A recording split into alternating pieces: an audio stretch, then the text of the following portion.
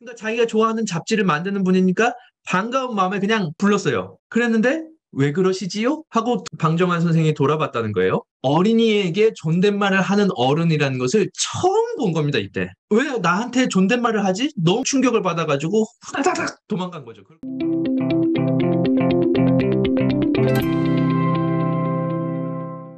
오늘 강의의 주제는 어린이 노래를 통한 어린이 마음의 회복입니다. 그래서 윤석중이라고 하는 동시 작가 거쳐서 소파 방종환 선생님의 동시로까지 넘어가는 그런 이야기들을 해볼 심산입니다. 어린이 노래라고 해봤습니다. 동시라는 말을. 인문학 강연에서 동시를 한다? 또 국문학과 교수가 동시에 관해서 강의를 한다라고 생각하시면 조금 의아해 하실 수도 있을 것 같습니다. 아무튼 어린이분들이 지금 여기에 있다는 심정으로 강의를 좀 쉽고 재밌게 해보겠습니다. 자, 어린이 노래 동시라고 하는 거 여러분들 뭐 초등학생 때나 써보고 읽어보시고 하셨겠지만 어른이 되어서도 읽을 필요가 있나? 그런 생각을 하실 수도 있습니다. 그런데 왜 어린이 노래를 어른들이 읽어볼 필요가 있을까요? 어린이 노래를 한번 써보거나 읽어보는 것이 오늘날에도 왜 의미가 있고 또 어른들에게도 왜 가치가 있는가? 이런 것을 조금 고민해 볼 필요가 있습니다. 그 전에 화제가 됐던 드라마가 있죠. 이상한 변호사 우영우. 다들 아십니까? 이상한 변호사 우영우의 방국봉이라는 인물이 나온 적이 있습니다. 방국봉이라는 인물은 어린이 해방군 총사령관이라고 해가지고 어떤 학원에 애들이 타고 있는 셔틀버스를 탈취해가지고 그 학원에 시달리는 애들을 해방시키겠다고 그 동네 뒷산에 놀러가서 하루 종일 재밌게 놉니다. 그 어린이 납치는 굉장히 큰 죄로 묻는데요. 그래가지고 법정에서 이제 재판을 받게 되는 그런 장면입니다. 예, 우선 어린이를 키우는 어른들에게 몇 말씀 드리겠습니다. 어린이는 지금 당장 놀아야 합니다. 나중엔 늦습니다. 대학에 간 후, 취업을 한 후, 결혼을 한 후에는 너무 늦습니다. 비석치기, 술래잡기, 말뚝박기, 고무줄놀이, 나중엔 너무 늦습니다. 불안이 가득한 삶 속에서 행복으로 가는 유일한 길을 찾기에는 너무 늦습니다. 지금 뭐 채팅창에서 저도 놀고 싶어요. 어른도 놀고 싶어요. 아, 정말 눈물 납니다. 어른도 행복해야 되고 놀아야 되는데 이 에피소드를 여러분들이 전체를 다 보시면은 애들이 학원에서 그 학교 끝나고 이제 학원에 가면 10시까지 못 나오는 겁니다. 그래서 저녁도 제대로 먹을 시간이 없어가지고 편의점에서 인스턴트 음식 같은 걸 먹습니다. 자, 그렇게 그런 어린이들이 자라서 결코 건강한 어른이 될 수는 없다고 생각을 듭니다. 그러면은 이 어린이들이 행복하거나 지금 당장 놀아야 된다라고 하는 문제가 얼마나 심각한 것이냐면 어린 시절의 학대와 그 고통이 어른이 되어서는 엄청나게 큰 결과로 돌아오는 겁니다. 마치 이것은 나비 효과와 같은 것이라고 생각이 듭니다. 태평양 건너편의 나비의 날갯짓이 맞은편에 태풍이 된다고 하는 이야기가 있죠. 카오스 이론 같은 데서. 우리 인생에 있어서 어린이 시절이 바로 나비의 날갯짓 같은 것이라고 생각이 듭니다. 이 어린 시절에 무엇을 보고 무엇을 듣고 무엇을 겪느냐에 따라서 나중에 엄청난 결과가 발생하는 것이죠. 왜냐하면은 그 어린이라고 하는 것은 무한한 가능성의 집약체이기 때문입니다. 엄청나게 많은 가능성들이 이 어린이 안에는 들어 있습니다. 엄청나게 들끓고 있는 에너지가 우라늄 같이 이렇게 농축이 돼 있는데 거기다가 어떤 짓을 우리가 저지르고 있는가 오늘날 한국 사회가 이런 것을 고민해 볼 필요가 있고 저도 이제 초등학생 때 많이 맞고 자랐어요. 제가 초등학교 다닐 때만 해도 체벌이라는 게 있었습니다. 예전에는 한국 민속촌 같은 관광지를 가면 사랑의 매를 팔았습니다. 커다란 나무 밥주걱 같은 걸 팔았어요. 그리고 마트에서도 회초리를 팔았습니다. 사랑의 회초리를. 그렇게 폭력을 당하고 자란 저를 비롯한 어린이들이 커서 폭력에 무감각해지고 폭력을 더 증폭시킬 인간이 되는 것은 아주 자연스러운 일입니다. 그 조그만 어린애들을 때릴 게 뭐가 있습니까? 그리고 한 번 부서진 어린이 마음이라고 하는 것은 회복이 되기가 어렵죠. 그런데 그 어린이 마음을 어른이 돼서도 다시 회복할 수 있다. 는 것이 저의 생각입니다. 왜 어른이 되어서도 어린이 마음은 우리 마음속 한 구석에 있는가? 있다고 말할 수 있는가? 그것이 오늘 강의의 주제이고 그 어린이 마음, 우리 어른들의 마음속에 어느 아주 안 보이는 아주 깊은 구석탱이 속에 숨어 있을지라도 어딘가에 숨어 있을 분명히 살아 숨쉬고 있을 그 어린이 마음을 되살려내는 하나의 중요한 방법이 바로 어린이 노래 읽기다라는 것이 서두에서 하고 싶은 얘기입니다. 그럼 그 다음으로 이제 윤석중 선생님으로 넘어가겠는데요. 윤석중 선생님은 어떤 분이냐? 이분이 바로 윤석중 선생님의 얼굴입니다. 장래의 문학가, 교동보통학교 5학년 윤석중 16살 때 글 잘 짓는 어린이로 동아일보 1925년 2월 6일에 실렸습니다. 순하게 생겼죠. 저랑 좀 닮은 것 같아요. 윤석종 선생님을 이름은 못 들어보셨어도 여러분들이 윤석종 선생님을 모를 수는 없습니다. 모를 수는 없습니다. 제가 앞으로 윤석종 선생님의 노래를 불러볼 테니까 이 노래 들어봤다 하시면은 채팅창에 네라고 써주십시오. 퐁당퐁당 돌을 던지자 누나 몰래 다 들어보셨죠? 또 이 노래 기찻길 옆 오막살이 아기 아기 잘도 잔다 다 들어보셨을 겁니다. 또 있죠? 앞으로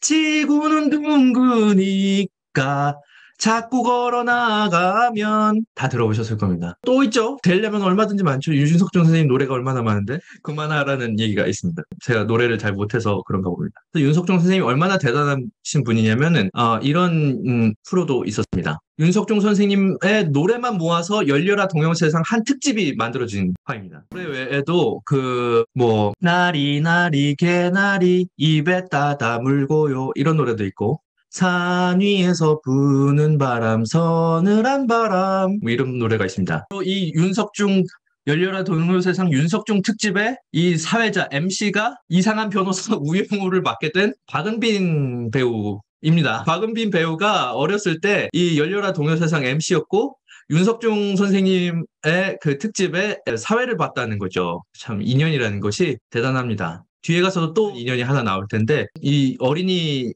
문학과 이 이상한 변호사 우영우의 관계는 엄청나게 깊습니다. 그래서 방정환 선생님 1899년에 태어나셨고 윤석종 선생님 1911년에 태어나셨는데 근데 어린이날이라는 것이 한국에서 만들어졌다는 것이 왜 중요하냐? 이 이듬해 1923년에는 소년운동 선언이 발표되는데요. 두 번째 어린이날이죠. 근데 이 한국에서 발표된 어린이 소년운동 선언이라는 것은 1924년 유엔에서 채택한 아동의 권리에 관한 제네바 선언보다 1년 앞선 세계 최초의 어린이 인권 선언입니다. 이게 놀라운 일입니다. 왜 하필이면 세계 최초의 어린이 인권 선언이 중국도 아니고 일본도 아니고 미국도 아니고 영국, 프랑스, 독일도 아니고 한국이라고 하는 세계의 깡촌 같은 곳에서 발표가 되었느냐. 이게 우연이냐? 우연이 절대로 아닙니다. 그럼 한국 사람들이 뭐 엄청나게 대단해서 그러느냐? 뭐 국뽕 이런 얘기를 하려고 하는 것은 아닙니다. 그러나 한국에서 세계 최초의 어린이 인권 선언이 발표됐다는 것은 필연이었다.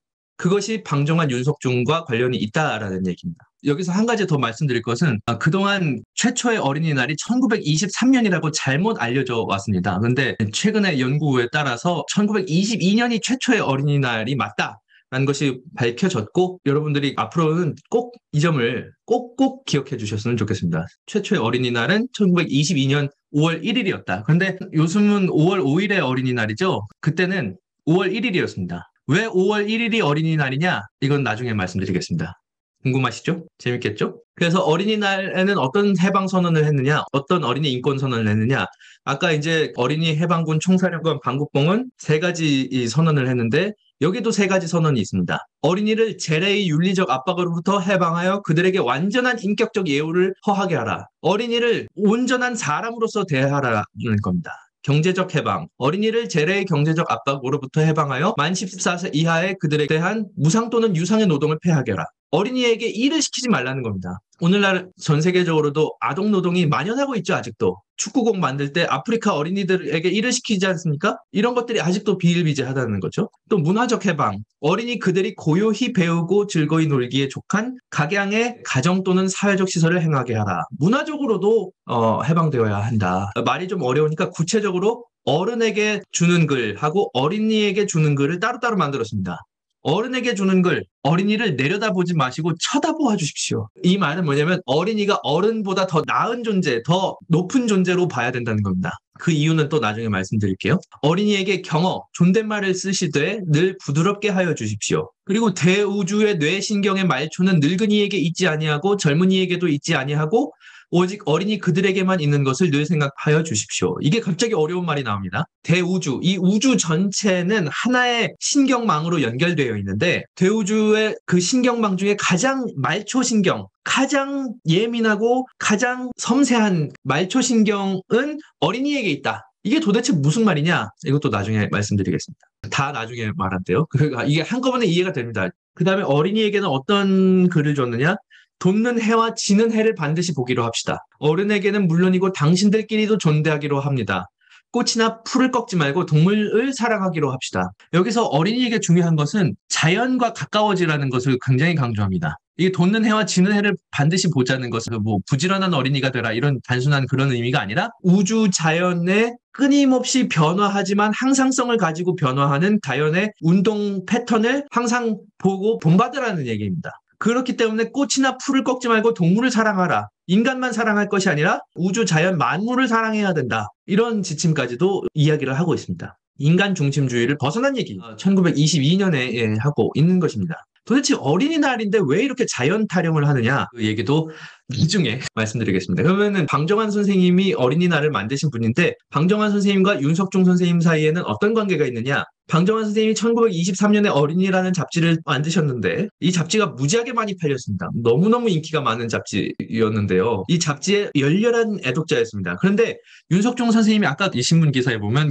교동보통학교 5학년이라고 써 있잖아요. 교동이 어딥니까, 여러분? 그죠? 낙원상가 옆에 교동초등학교가 지금도 있는데 그 교동초등학교 건너편에 뭐가 있습니까, 여러분? 교동초등학교 건너편에 수훈회관이 있는데 그 수훈회관 옆에 천도교당이 있어요. 그러니까 가깝잖아요. 근데 방정환 선생님이 이 천도교당에서 어린이 잡지를 만들었습니다. 왜 천도교당에서 어린이 잡지를 만들었느냐? 천도교라고 하는 것은 동학의 이름을 바꾼 거죠. 동학이 일제강점기에 이름을 천도교로 바꿨습니다. 동학 하면 다 여러분들 이름은 들어보셨을 겁니다. 동학농민혁명, 사람이 곧 하늘이다. 인내천 사상, 일제강점기 때 본부가 교동보통학교 건너편에 있었습니다. 근데 왜 방정환 선생님은 이 천도교당에서 어린이라는 잡지를 만들었느냐? 방정환 선생님이 이 천도교 3대 교주인 손병희의 셋째 사위인 겁니다. 3.1운동 당시에 민족대표 33인이 독립선언서를 낭독했죠? 그 33인의 1번이 손병희인데 손병희의 셋째 사위가 바로 방정환 선생님인 거예요. 그러니까 방정환 선생님도 천도교인인 거예요. 근데 아무튼 그래서 이제 어린이 윤석중이 교동보통학교를 등하교를 하는데 거기에 이제 일하러 가는 방정환 선생님을 멀리서 본 거예요. 근데 방정환 선생님은 멀리서도 알아볼 수 있는 분입니다. 왜냐하면 엄청나게 거구셨다고 해요. 무지하게 뚱뚱하셨습니다. 그래서 멀리서 봐도 누구나 방정환인 줄 알아봅니다. 그러니까 자기가 좋아하는 잡지를 만드는 분이니까 반가운 마음에 그냥 불렀어요. 그랬는데 왜 그러시지요? 하고 방정환 선생이 돌아봤다는 거예요. 근데 거기서 도망쳤대요. 처음에 자기가 아닌 다른 어른이 자기 뒤에 있는 줄 알았대요. 그래가지고 자기 뒤에 있는 어른한테 얘기를 하시는 건가 하고 뒤를 돌아봤는데 아무도 없더래 뒤에. 어린이에게 존댓말을 하는 어른이라는 것을 처음 본 겁니다 이때. 왜 나한테 존댓말을 하지? 너무 충격을 받아가지고 후다닥 도망간 거죠. 그렇게 자기가 팬이었던 분을 만났는데도 불구하고 그런 얘기입니다. 그래서 아무튼 이때부터 이제 방정환 선생님이 만드시는 잡지 어린이에다가 시도 쓰고 거기에 방정환 선생님이 야라고 안 했겠죠. 존댓말 했으니까. 윤석중 군 이 어린이 잡지에 그 한 코너를 윤석중 군이 맡아주시겠어요? 해가지고 편집도 맡깁니다. 방정환 선생님이 일찍 돌아가셨어요. 돌아가신 지 2년 뒤에 방정환 선생님이 편집장이었던 어린이를 뒤이어서 편집장을 맡게 됩니다. 이 정도로 깊은 인연이 있는데 이 시를 한번 읽어보겠습니다. 혹시 참가자분 중에 이 시를 좀 낭낭한 목소리로 낭송해 주실 자원자가 계실까요? 제가 해보겠습니다.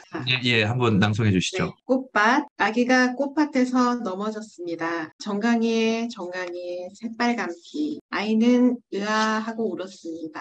한참 울다 자세히 보니 그건 피가 아니고 새빨간 꽃잎이었습니다. 여러분들 채팅창으로 박수 좀 보내주십시오. 시를 너무 잘 읽으시고 이 시가 제 인생에 있어서 최초로 이런 게 시로구나 하는 기억에 남아있는 시입니다. 이거를 제가 언제 읽었냐면은 유치원 때 읽었는데요. 제가 다니던 유치원의 벽에다가 그 유치원 선생님이 이 시를 붙여놨어요. 근데 제가 유치원 선생님이 벽에 붙여놓은 이 작품을 보고서 너무 충격을 크게 받았어요. 그래서 그때 잊혀지지가 않고 시 내용만 기억하고 있었는데 알고 보니까 이 시가 윤석중 선생님의 시였습니다. 아기가 꽃밭에서 놀다가 넘어졌습니다. 아기는 보통 잘 넘어지죠. 그리고 막 뛰어노니까 또 잘 넘어집니다. 넘어져서 일어나서 보니까 정강이에 새빨간 피가 나는 거예요. 그래서 그거 보고 놀란 마음에 으악! 하고 울었대요. 한참을 울고 나서 좀 진정이 돼서 나중에 정강이를 들여다보니까 피가 아니라 빨간 꽃잎이었다. 왜 정강이에 꽃잎이 붙었겠습니까? 꽃밭에서 넘어졌으니까. 꽃밭에 꽃잎이 정강이에 붙은 거죠. 그래서 이 시가 정말 충격적이었고, 우리가 살면서도 상처 날 때가 많지 않습니까? 깨지고 다치고 넘어지고 할 때가 많은데, 그런 게 사실은 상처가 아니라 아름다운 꽃잎이 붙은 것이었다. 그렇게 생각해 볼 수도 있을 것 같습니다. 오히려 내 몸을 더 아름답게 해주는 그 향기 나고 예쁜 꽃잎 같은 것이 우리의 상처가 사실 꽃잎이었다. 꽃잎 필 수 있다. 이런 생각도 해보게 하는 시입니다. 윤석종 선생님이 만든 노래 중에 어린이날 노래라는 것이 있습니다. 날아라 새들아 푸른 하늘을 달려라 냇물아 푸른 벌판을 5월은 푸르구나 우리들은 잘 안다 오늘은 어린이날 우리들 세상 무한하니까 박수 좀 쳐주십시오. 노래 실력은 없지만 감사합니다. 이 어린이날 노래를 윤석종 선생님이 만드셨는데 이 시를 좀 자세히 읽어보도록 하겠습니다. 시라고 생각하고 자, 이 가사의 특징은 날아라 달려라라고 하는 동사로 시작합니다. 동사이면서 명령문이죠. 청유형입니다. 날아라 달려라 하고 동사인데 청유를 하는 것입니다. 그리고 1행에서는 새들아 푸른 하늘을 2행에서는 냇물아 푸른 벌판을 이라고 얘기하고 있습니다. 하늘과 벌판을 각각 1행과 2행에서 이야기를 했는데요. 노래 가사가 다 이제 어린이 노래이고 동시라고 볼 수가 있는 겁니다. 노래와 동요와 동시를 정 선생님은 크게 구분을 안 하셨고 더 자세히 말하자면 동요도 동시가 되어야 하고 동시도 동요가 되어야 한다라고 직접 말씀을 하신 바 있습니다. 그건 좀 어려운 얘기니까 일단 두 개는 같은 것이다. 이렇게만 생각을 해주십시오. 자, 그러면 하늘과 벌판이라고 하는 것은 무엇입니까, 여러분? 우주 자연 전체를 가리키는 겁니다. 동아시아에서는. 아시아에서는 천지, 천자문 하늘천 따지로 시작하잖아요. 천지라고 하는 것은 하늘과 땅이라고 하는 것은 우주 전체 자연을 가리키는 겁니다. 그러니까 우주 전체를 뭘로 가득 채우고 있는 겁니까? 새들의 동사, 몸짓으로, 냇물의 운동성으로 하늘과 땅,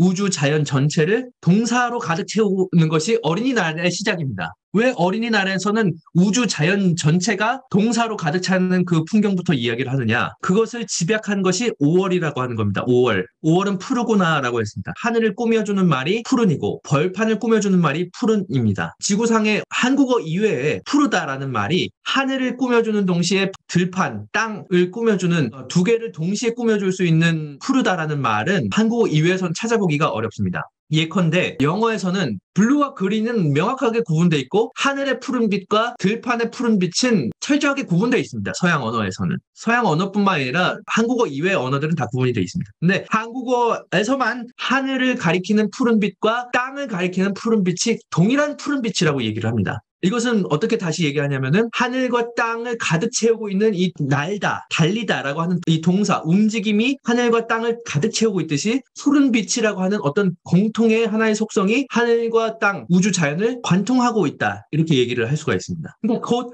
푸른 빛이라는 것이 지금 동사, 움직임과 관련이 있는 것이죠. 그래서 5월은 푸르구나라고 얘기를 합니다. 5월이라고 하는 것은 어떤 계절입니까, 여러분? 뭐든지 다 깨어나는 계절입니다. 동식물들도 겨울잠을 자던 동물들도 다 깨어나고 나무의 새순도 피어나고 꽃들도 피어나고 겨우내에 움츠렸던 모든 동식물과 자연물들이 엄청나게 활기를 띠고 운동성을 띠고 그 운동성, 우주 자연의 운동성이 최고점에 달하는 폭발하는 시기가 바로 터져나오는 시기가 바로 5월입니다. 그것이 5월은 푸르구나. 우리들은 잘한다. 잘한다라도 동사잖아요. 동사. 새들은 날고 냇물은 달리고 우리는 잘한다. 이 날다, 달리다, 잘한다라고 하는 동사가 새와 냇물과 어린이들을 관통하면서 하나로 이어주고 있는 거죠. 그렇기 때문에 5월의 푸른빛이 새들과 냇물과 하늘과 벌판과 어린이들에게 가득 차 있는 겁니다. 이들은 다른 존재가 아니라 하나의 존재인 겁니다. 움직인다는 점에서, 푸른빛을 띈다는 점에서. 그렇기 때문에 5월이 어린이날인 겁니다. 왜 소파 방정환 선생님은 5월을 어린이날로 정했는가? 5월의 달 중에도 이 달의 첫 탄생인 5월 1일은 진실로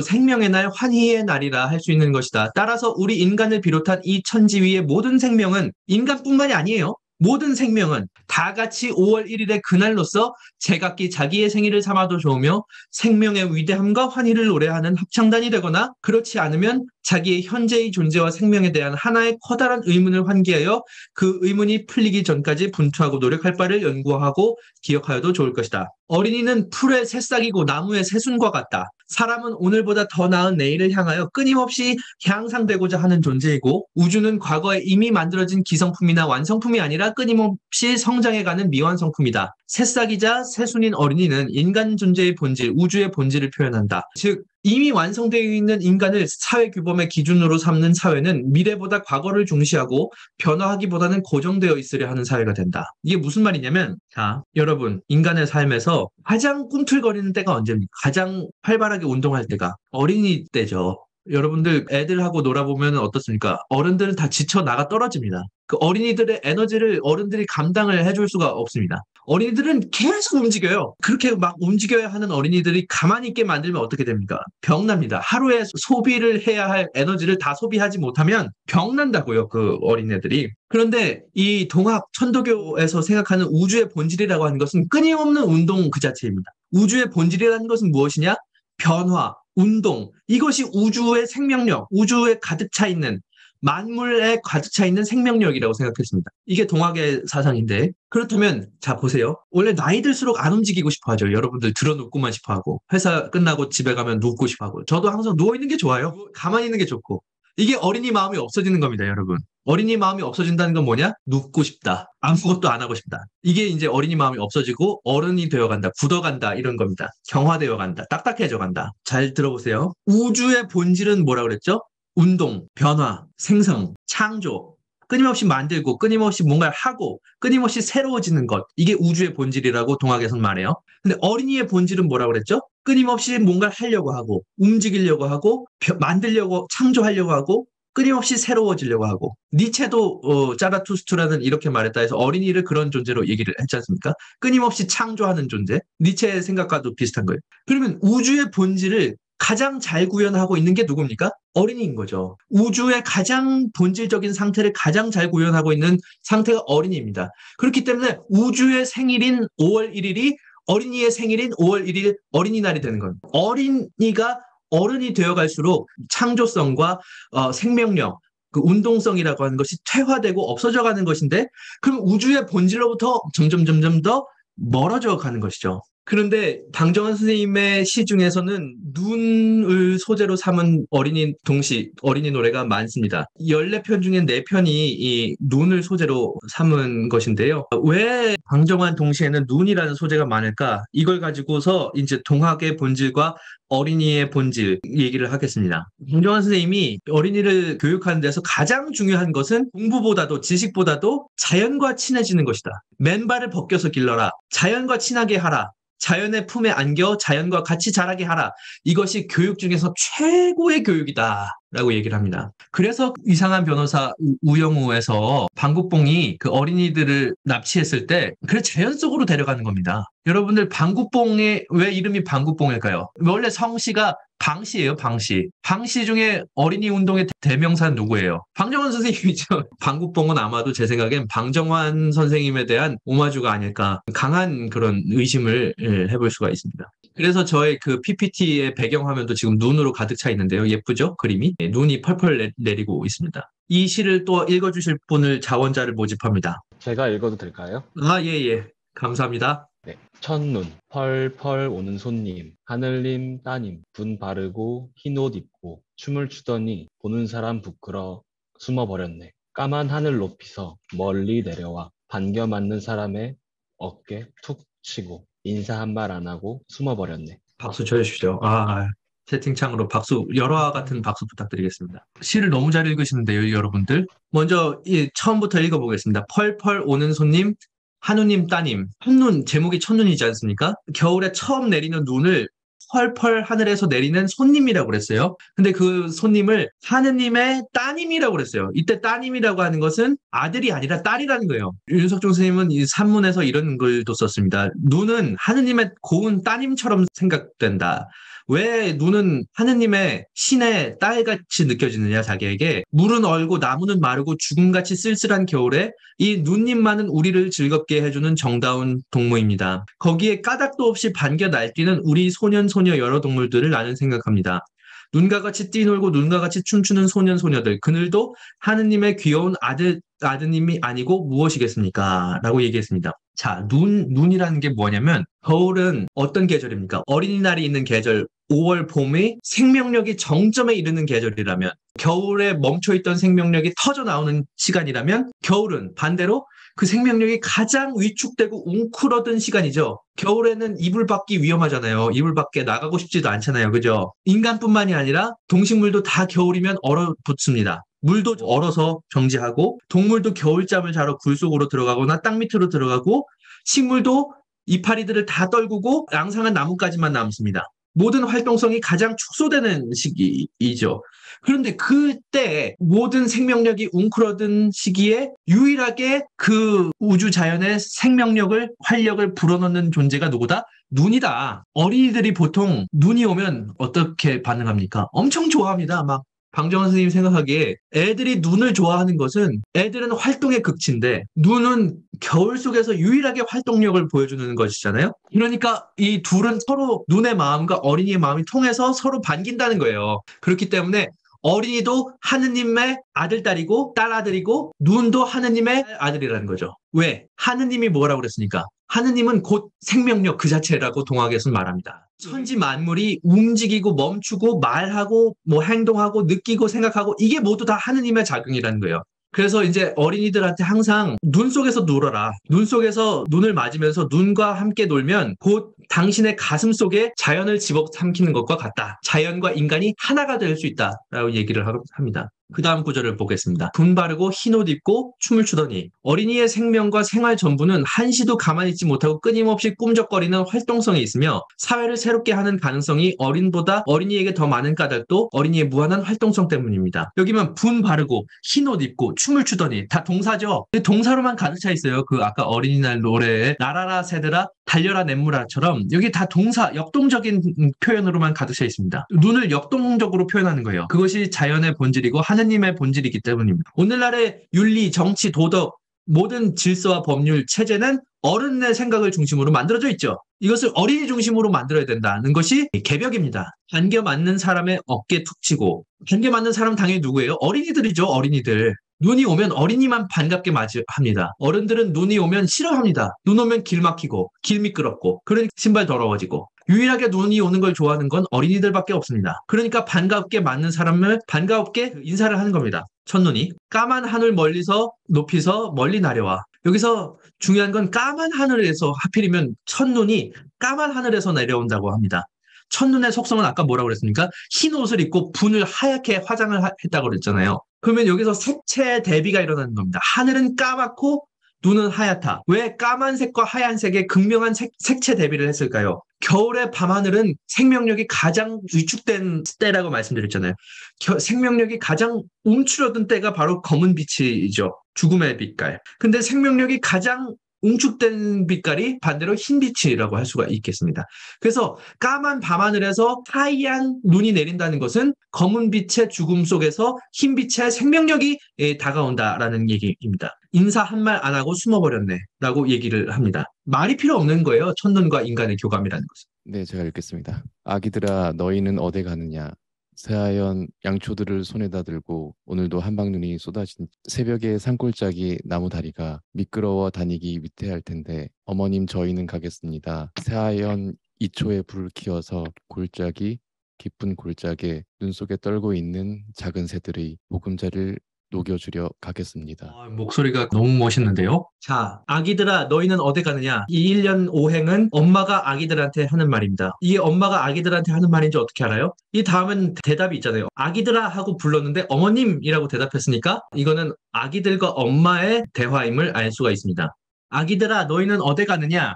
새하얀 양초들을 손에다 들고 애기들이 새하얀 양초를 손에 들고 어디 가고 있대요. 그래서 엄마가 이상해서 얘들아 어디 가니 너 양초 손에 들고 이 새벽 오늘도 한방눈이 쏟아지는데 이렇게 새벽에 산골짜기 나무다리가 미끄러워 다니기 위태할 텐데 이 아기들이 어딜 가고 있다는 거예요. 지금 한방눈이 내리는 새벽에 산골짜기 나무다리 쪽으로 가고 있어요. 이 애기들도 참 이상한 애기들입니다. 한방눈 내리는 새벽에 손에 하얀 양초들을 하나씩 들고 산골짜기 나무다리로 갑니다. 왜 가느냐? 어머님 저희는 가겠습니다. 새하얀 이 양초에 불을 키워서 이 뒷산 골짜기 깊은 골짜기에 눈 속에 떨고 있는 작은 새들의 보금자리를 녹여주러 가겠습니다. 지금 이 눈 오는 새벽에 이 산골짜기 아주 깊은 골짜기에 새들이 눈 속에서 떨고 있을 거예요. 이 아기 새들이 얼마나 춥겠습니까? 이 새들을 이 하얀 양초에 불을 켜서 따뜻하게 데펴주고 싶어요. 여기서 보면은 이제 아기들하고 연결되는 것은 작은 새입니다. 왜냐면 작으니까. 그리고 여기서 복수로 썼죠. 아기들. 여기도 작은 새들. 복수로 썼죠. 그러니까 작다, 열이다, 여럿이다라고 하는 것에 공통점이 있습니다. 아기들은 작은 새들의 마음에 공명하게 되는 거예요. 왜냐하면 자기와 연결되어 있으니까. 그리고 새하얀 양초라고 하는 것과 한방눈이 연결이 되어 있습니다. 왜냐하면 하얗다는 것이 강조됐잖아요. 항상 양초가 나올 때는 새하얀 이초에 새하얀 양초들 이렇게 하얗다는 게 강조가 됩니다. 한방눈도 하얀색이죠. 그리고 한방눈도 여러 개죠. 복수입니다. 그러니까 여기서 아기들과 한방눈과 작은 새와 양초는 다 연결되어 있는 거예요. 아주 단순해 보이는 시인데 아주 유치해 보이는 시인데 너무나 정교하게 구조적으로 짜여 있습니다. 기호학적으로 정교하게 모든 소재들이 다 하나로 공통성을 가지고 연결되어 있습니다. 이렇게 눈이 촉발시키는 어린이의 활동성, 눈도 겨울의 그 죽음의 시간을 뚫고 이 우주 자연의 생명력을 불어넣는 유일한 존재인데 어린이도 사람 중에서 이 항상 웅크려들고 정지하려고 하고 변화를 싫어하고 생성과 창조를 거부하는 어른들의 세계를 뚫고 거기에 생명력을 불어넣는 유일한 존재인 어린이가 서로 소통하면서 우주 만물의 본질이 바로 그러한 창조성 그리고 생명력, 활동성으로 이루어지는데 그것을 가장 잘 드러내는 것이 어린이라는 존재고 가장 잘 드러내는 우주의 본질이라는 것이 곧 우주 속에 들어있는 하느님, 즉 생명력을 가장 잘 드러내는 것이 어린이고 따라서 어린이가 하느님이라는 겁니다. 어린이를 하느님으로 모신다라고 하는 것은 단순히 어린이와 어른을 평등하게 대우하자라는 그런 유치한 얘기가 아닙니다. 그런 서구 민주주의식의 그런 아주 수량적인, 계량적인 민주주의가 아닙니다. 더 하느님의 실제로 가까운 존재가 어린이고 하느님 그 자체를 보여주는 것이 어린이이기 때문에 그래서 동학의 제2대 교주인 해월 최시영 선생은 이런 말을 했습니다. 어린이를 때리지 마라. 어린이를 때리는 것은 하느님을 때리는 것이다. 이게 동학농민혁명이 일어날 당시의 교주였던 해월 최시영이 조선 후기에 조선 말기에 이미 그런 얘기가 나왔다는 겁니다. 그렇기 때문에 당연히 세계 최초의 어린이 인권 선언이 한국에서 나온 것은 어떻게 보면 당연한 것이죠. 이런 사상이 있었기 때문에 어린이를 때리는 것은 하느님을 때리는 것이라고 하는 사상이 이미 있었기 때문에 가능했던 것입니다. 그런 것은 단순히 프랑스 혁명과 같은 그런 수준의 민주주의랑은 전혀 다른 것이었고 애초에 프랑스 혁명에서는 어린이에 대한 평등이라는 것은 없는 것이죠. 거기서는 시민들 사이의 계약에 지나지 않는 것이고 시민이라는 것은 어디까지나 성인 남성을 중심으로 하는 것이죠. 그러나 여기서는 하느님, 따님이 더 위대한 존재인 겁니다. 요약하자면 어린이는 인간의 가장 신성한 상태입니다. 이때 하느님이란 이미 살아있는 것 자체, 삶을 가능하게 하는 그 근원적 생명력 자체를 하느님이라고 하는 것입니다. 자기 자신 이외의 자연사물과 타인이 모든 우주적 생명력 속의 하나입니다. 우주 자연 속에서 움직이는 것은 모두 다 하느님의 표현이라고 얘기합니다. 하느님을 표현하는 것이라고 합니다. 스피노자의 사상과 똑같은 겁니다. 스피노자도 모든 것은 표현이다라고 얘기를 하는데 우리 안에도 마음속에 어린이가 있고 그 우리 안에 어린이 마음이 있다는 것은 우리 안에 하느님의 마음이 있다는 것이고 우리 마음속에 하느님 마음이 있다는 것은 우주의 본질인 생명력이 있다는 것입니다. 이상으로서 강의를 마치도록 하겠습니다. 들어주셔서 대단히 감사합니다. 예, 홍 교수님 정말 에너지 넘치는 강연 잘 들었습니다. 지금 홍 교수님 보여주신 에너지는 그냥 어른의 에너지가 아니라 어린이의 에너지를 정말 보여주신 것 같아서 개인적으로 굉장히 신선한 충격이었습니다. 한 가지 여쭤보고 싶은 건 있습니다. 어떻게 해야 교수님처럼 어린이의 에너지를 그 한울림을 유지하면서 한울림을 내 안에 계속 모시면서 살 수 있을까? 한편으로는 지금 보여주신 어린이 노래 동시를 많이 읽으십시오. 이게 한 가지 답이 될 것 같은데요. 그거 말고 혹시 교수님께서 나는 이런 점에서 다른 사람들하고 좀 다르게 사는 것 같다. 굉장히 궁금합니다. 어려운 말씀인데 제가 생각할 때는 두 가지가 지금 머릿속에 떠오르는데요. 첫 번째로 방정환 선생님이 가르쳐 주신 방법은 자연에 가깝게 지내라. 자연은 항상 변화하고 생성하고 창조하는 것이 그거 자체가 항상성을 가지고 있죠. 그거 자체가 영원불변입니다. 우리 살다 보면은 좀 자연하고 거리가 멀지 않습니까? 우리는 항상 아스팔트, 시멘트 안에 갇혀 있고. 그래서 자연에 가까워지면 당연히 하느님의 본질과 가까워지는 것이 아닌가. 이 문제는 이제 오늘날 기후 위기의 문제와도 깊은 밀접한 관계가 있다고 생각을 합니다. 오늘날 기후 위기라고 하는 것은 결국에는 인간이 자연과 하나라고 하는 그 감각을 잃어버린 데서 오는 것이라고 저는 생각을 개인적으로 하고 있는데요. 그러니까 뭐 아무렇게나 쓰레기 버리고 뭐 아무렇게나 뭐 자연을 파괴하고 훼손하고 아마존 숲을 밀어버리고 하는 것이죠. 그 인간과 자연이 하나라는 감각을 유지하는 것, 그것이 중요한 것일 것 같고요. 그게 이제 방정환 선생님이 말씀하신 거예요. 제 생각은 아니고. 그리고 두 번째로 제 개인적인 거는 뭐냐면은 애들하고 노는 게 너무 재미있는데 애들 보면은 뭐 끊임없이 규칙을 만듭니다. 똑같은 놀이를 계속 반복하는 것 같아도 반복 속에 계속 룰을 바꿔가지고 무한한 놀이를 만들어내죠. 장난감이 많지 않아도 계속 놀이를 만들어냅니다. 그런 것이 저에게는 좀 재미가 있습니다. 저는 무엇이든지 좀 쉽게 질리는 편이고 지루함을 못 참는 그런 생각을 가지면은 조금 되게 새로운 걸 하게 되는 방법이 될 것 같습니다. 제 생각에는 마음의 회복이 가장 먼저인 것 같아요. 항상 제도를 바꾸는 게 먼저냐, 마음을 바꾸는 게 먼저냐, 또는 어떤 시스템, 구조를 바꾸는 게 먼저냐, 정신을 바꾸는 게 먼저냐라고 하는 문제가 있는데 유물론자들은 당연히 경제 구조나 정치 제도가 바뀌어야 인간 개개인의 정신이 바뀐다라고 얘기를 할 것입니다. 그러나 저는 아무리 생각해봐도 그 유물론은 틀렸다고 생각을 합니다. 그런데 사회주의자들은 사회주의적인 경제 체제를 만들면 인간의 정신도 따라서 바뀐다. 토대가 상부 구조를 결정한다. 자본주의는 저절로 무너질 것이다. 그 내부의 모순에 의해서 얘기하는데 그래서 자본주의가 무너졌습니까? 안 무너지지 않습니까? 유물론은 제가 볼 때는 틀렸습니다. 자본주의를 어쨌든 극복해야만 오늘날 기후위기라든지 이런 여러 가지 문제들, 어린이 문제도 자본주의와 밀접한 관련이 있죠. 일자리가 점점 줄어들고 경제가 어려워지니까 애들한테 더 많은 교육을 시키려고 하고 더 좋은 대학을 보내려고 하고 하니까 애들을 그렇게 밤 10시까지 학원을 보내는 거 아니겠습니까? 그래서 어른 마음이 어린이 마음으로 바뀌어야 되고 마음을 바꾸는데 가장 중요한 것은 제가 볼 땐 문학입니다. 철학 전공하시는 장태수 선생님도 계시고 하지만 역사, 철학보다도 마음을 더 근본적으로 바꿔줄 수 있는 것은 문학이다. 그렇기 때문에 어린 마음을 어린이 마음으로 바꾸는 데는 어린이 문학, 동시, 동화 이런 것이 중요하다라는 것을 말씀드리고 싶습니다. 그 다음에 어릴 적부터 시에 대해 관심을 어떻게 가지게 됐는가. 이건 얘기하면은 오늘 밤새서 얘기하셔야 됩니다. 밤새시죠, 뭐.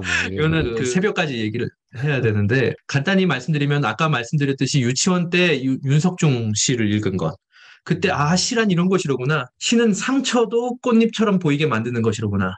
또는 꽃잎과 상처가 크게 다르지 않은 것이로구나. 다르지 않는 것을 알게 하는 것이로구나. 하는 그 충격에서 시를 좋아하게 됐고 그 다음에 이제 초등학교 6학년 때 아버지께서 그 백두산 여행을 다녀오셨는데 그 여행 선물로 저에게 윤동주 시집을 막 사다 주셨어요. 그 연변의 조선족 출판사에서 나온 아주 조악한 재질의 윤동주 시집을 사다 주셨는데 그거를 제가 이렇게 가족 여행을 가는 춘천 가는 기차간에서 그 시집을 읽었는데 갑자기 그 기차의 창문에서 빛이 환하게 들어오는 거예요.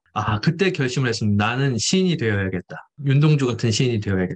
그래서 이렇게 어찌저찌 하다가 이제 이렇게 시를 배우게 됐는데 제가 생각해보면 윤동주를 왜 그렇게 좋아했는가? 제가 윤동주의 시 중에 가장 좋아하는 구절은 잎새에 이는 바람에도 나는 괴로워했다. 어떻게 사람이 이럴 수가 있는가? 그 작고 여린 바람에도 괴로움을 느낄 수가 있는가? 이거 어떻게 사는가 이런 사람은 마치 아무런 껍데기도 없는 민 달팽이가 바닷물 속에 빠진 것처럼 느껴집니다. 저에게는 그 구절이. 그러면은 그런 마음이 있다면 애들의 고통을 느낄 수 있겠죠. 잎새에 있는 바람에도 괴로워할 줄 아는 마음이라면. 근데 사실 이 섬세함이라는 게 어떤 사람들은 예민하다고 말하지만 지금 교수님 말씀하신 그 잎새에 있는 바람에도 괴로워하는 사람들 이라고도 볼 수 있거든요. 지금 현대 자본주의 사회에서는 효율과 관계없는 분야에 대해서는 특히 무시하는 경향이 굉장히 많고 그래서 잎새에 있는 바람에 괴로워하는 사람들한테는 너 그래가지고 어디 회사나 제대로 다니겠니? 라는 얘기를 하는 게 보통일 텐데 근데 아마도 섬세한 사람들은 그런 상황을 그냥 넘기지 못하고 이런 상황을 그냥 둘 수 없으니까 뭔가 해결책을 찾아야 된다고 생각하는 사람들일 것 같습니다. 어떻게 보면 섬세한 사람들이 사는 세상을 만들어야 되는 게 아닌가 이런 생각도 좀 드는 것 같습니다. 정말 동의하는 바이고 인간이 세상을 망칠 수도 있듯이 좋은 세상을 만들 수 있는 것도 또 인간밖에 없다고 생각이 듭니다. 동물이 세상을 바꾸기는 좀 어렵고 오늘날 뭐 학계에서 뭐 포스트 휴먼 얘기 저는 잘 모릅니다만 인간 중심주의를 벗어나야 한다 얘기를 하지만 동학에서는 어떻게 이야기를 하냐면은 인간과 동식물과 만물이 다 하느님이다라고 얘기를 하면서도 동시에 인간은 최령자다, 가장 영적인 존재다. 라는 말을 덧붙여 놓고 있습니다. 영적이라고 하는 것, 서구에서는 인간이 가장 이성적인 동물이기 때문에 인간이 자연을 지배하는 것은 정당하다. 이 서구에서는 이성이라고 하는 것이 비인간에 대한, 자연에 대한 인간의 지배를 정당화하는 것으로 되어 있는데 인간의 본질을 이성에 놓는 것이죠. 그러나 동학에서는 인간의 본질을 영성에다 놓는 것이 찡이라고 할 수가 있겠습니다. 그것이 아까 장태선 선생님 말씀하신 섬세함이라고 할 수 있겠는데요. 이 영성이라고 하는 것이 무엇이겠습니까? 공감할 줄 아는 마음, 누가 아프면 가서 아픈 데를 보듬어 줄 수 있는 마음, 왜 아프냐고 물어볼 수 있는 능력, 그것이 영성 아니겠습니까? 나 아닌 것도 나처럼 느낄 수 있는 것이 영성의 근본 정의가 아닐까. 세상을 망칠 수 있는 것도 인간이고 세상을 좀 더 낫게 만들 수 있는 것도 인간이다라고 생각이 듭니다. 마침 그 천도교 얘기도 많이 해주셨고 이제 더군다나 그 방정환 선생님의 어린이 세상이 천도교하고 뗄 수 없는 관계이긴 한데요. 홍 교수님께서 또 그 다시개벽 편집위원으로 일하시고 계시잖아요. 이 개벽이라는 잡지가 1920년에 나온 천도교 잡지로 알고 있는데 사실 천도교뿐만 아니라 당시에는 사상적으로 그리고 또 국문학에서도 큰 의의가 있고 또 그렇기 때문에 일제에 굉장히 많이 탄압당했던 걸로 알고 있어요. 좀 많이 탄압을 당했습니다. 예, 그런 잡지를 100년 만에 재창간이라고 해야 될까요? 복간이라면 뭐 복간이고 재창간이라면 재창간인데 이제 그렇게 하신 분들이 참 대단하신 분들이라고 생각하고 있는데요. 다시개벽에 관해서 간단히 소개도 해주시고 뭐 가능하다면 깨알 같은 홍보를 해주시면 또 정기 구독하시는 분들이 늘지 않을까 생각합니다. 예, 다시개벽 잡지 좀 많이 구독해 주십시오, 여러분. 좋은 내용을 많이 담고 있으니까요. 개벽이라고 하는 것이 여러 가지로 얘기할 수가 있겠는데요. 두 가지로 설명할 수 있는데 하나는 보편적인 차원의 개벽이 있고 하나는 주체적인 차원의 개벽이 있습니다. 보편적인 차원의 개벽은 인류 역사 전체라고 하는 것은 비장애인이 장애인을 짓밟고 강한 민족 국가가 약한 민족 국가를 억압하고 인간이 비인간을 착취하고 인류 역사 전체가 그래 왔습니다. 거기에서는 고대, 중세, 근대도 없습니다. 그건 다 동일한 역사입니다. 개벽의 관점에서 보면 그걸 이제 근본적으로 갈아엎자는 것이 보편적 차원의 개벽이고요. 두 번째 개벽은 그런데 그 개벽을 남한테 맡길 것이 아니라 바로 이 땅, 지금 여기 한국에서 해야 한다라는 이야기입니다. 생각해보면은 1920년의 한국이라고 하는 것도 그랬고 오늘날의 한국도 마찬가지라고 저는 생각을 하는데요. 세계사의 각종 모순과 질곡, 병폐가 집약되는 곳이 1920년의 한국이자 한반도라는 자체의 특이성이라고 또 생각이 듭니다. 서양과 동양의 열강들이 충돌한 곳이 바로 1920년대의 한국이었고 그리고 1950년의 한국전쟁이라고 하는 것도 이데올로기 전쟁의 대리전이었죠. 그냥 미국에서부터 오는 자본주의 이데올로기와 소련에서부터 내려오는 공산주의 이데올로기가 그냥 하필 한반도에서 터진 것입니다. 그리고 오늘날 한국 어떻습니까? 그 천박한 자본주의의 병폐 그런 것들이 가장 극심하게 폭발하고 있는 나라 중에 하나이지요. 그렇기 때문에 위기가 기회다라는 말이 있듯이 한국이 가장 그런 세계 전체의 병폐와 질곡을 집약하고 있듯이 그것을 넘어서는 관점도 한국에서 제시할 수 있다. 마치 가장 억압받고 신음하던 1920년대에 세계 최초의 어린이 인권 선언을 발표할 수 있었듯이 그런 어떤 변증법적인 전환의 논리가 한국에서는 역동적으로 일어날 수가 있다. 그것을 얘기하는 것이 또 개벽이기도 합니다. 개벽은 한국에서 일어난다. 학문도 예컨대 지금까지 학문은 서양에서 무슨 이론을 만들면 항상 한국에서 수입하고 서양에서 무슨 신유물론이다, 뭐 사변적 실제론이다, 페미니즘이다 하면 한국에서 항상 수입하고 이런 것 좀 그만하고 한국에서도 이론을 만들자는 것이죠. 학문으로 얘기하자면 그런 얘기를 하는 잡지입니다. 아무튼 꼭 정기 구독을 좀 부탁드리겠습니다. 정말 아까 홍 교수님 말씀에 굉장히 개인적으로 충격을 받았습니다. 저도 어린아이들을 좋아하지만 평등까지는 생각했어도 어린이가 하느님이다. 이렇게까지는 생각 못 했는데 확실히 천도교에 대해서 공부를 좀 했지만 역시 제대로 된 깨달음은 시간이 많이 걸리는 것 같습니다. 사실은 뭐 다들 아시겠지만 어린이라는 말 자체가 존대어입니다. 지금하고 약간 존칭어의 개념이 다르던 시기긴 했는데 방정환 선생님께서 젊은이 늙은이라는 말은 있는데 왜 애들이라고 말하는가? 어린이, 요즘식으로 얘기하면 어린 분이겠죠. 어린 분이라는 말을 만드신 거기 때문에 사실은 당시로선 그 말 자체가 대단한 존칭어였다고 알고 있거든요. 그 말의 정신을 다시 살려야 되는 게 아닐까. 더군다나 존칭어는 굉장히 인플레이션 되는 경향이 강하기 때문에 지금은 어린 분이라고 말해야 되는 게 아닌가 하는 생각도 약간 듭니다. 근데 어린 느니까 맞네요. 갓린이 이렇게 얘기를 해야 되나요? 그러면 갓린이 완전 동학의 용어입니다. 그러면 둘 다 어린 누님, 갓린이. 어린 누님, 갓린이 이런 게 정말 정확 정신이다. 이렇게 나이를 조금씩 먹으면서 드는 생각이 나이를 먹는다는 게 사람이 변한다기보다는 어렸을 때 자신 위에 계속해서 새로운 자신을 쌓아 나간다는 느낌이 듭니다. 그래서 제 안을 파보면 저 아래에는 어린이도 있고 청소년도 있고 20대도 있고 다 있다는 생각이 드는데요. 지금 교수님 말씀을 듣고 어딘가에 숨어있는 나의 그 어린이 5살 장태순도 파헤쳐서 가끔 꺼내야겠다 이런 생각을 좀 하게 됐습니다. 너무 예. 감동적인 말씀입니다. 정말 밤새도록 계속하고 싶지만 애석하게도 어른의 세계에는 시간 제한이라는 게 있기 때문에 여기서 교수님과의 만남을 마무리할 수밖에 없을 것 같습니다. 좀 아쉽지만 오늘 정말 뜻깊은 시간을 만들어주신 홍승윤 교수님께 큰 박수 드리면서 마무리하도록 하겠습니다. 교수님 감사합니다. 자리에 함께 해주셔서 여러분 모두 감사합니다. 태순 교수님 수고 많으셨습니다.